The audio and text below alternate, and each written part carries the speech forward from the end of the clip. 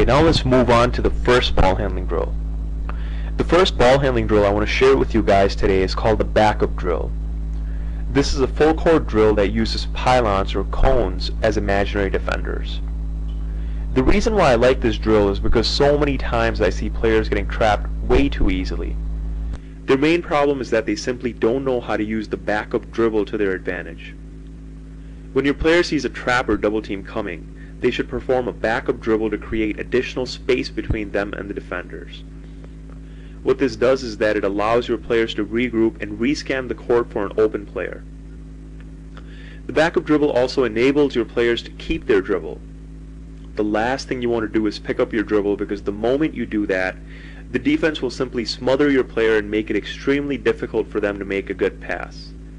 The backup dribble is a move that you want all your players to master, not just your point guards. Okay, so how do you run this drill?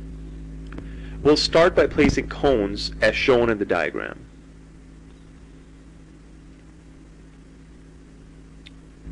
You want to split your team into two lines on opposite corners.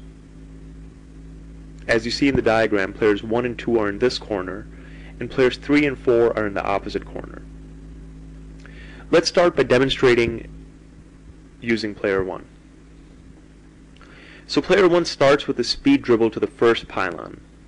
When they reach the pylon, they should take 2 dribbles back while keeping their heads and eyes up, and then cross over to the other pylon. Okay, now let's take a look at how it looks with both players running the drill.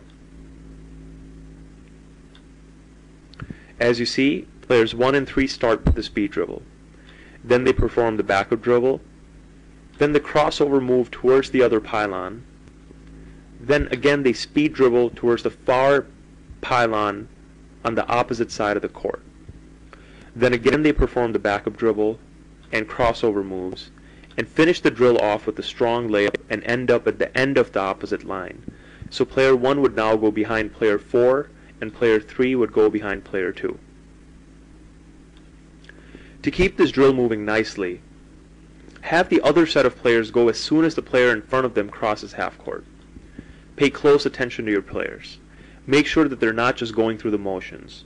If you have the personnel, you can replace the pylons with defenders to try to simulate the trap. Also, stress to your players the importance of keeping their heads and eyes up, and all the essentials of ball handling that we discussed earlier.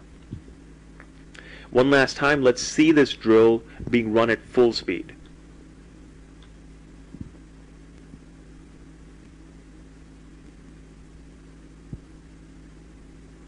Okay, now we're ready to move on to the second ball handling drill.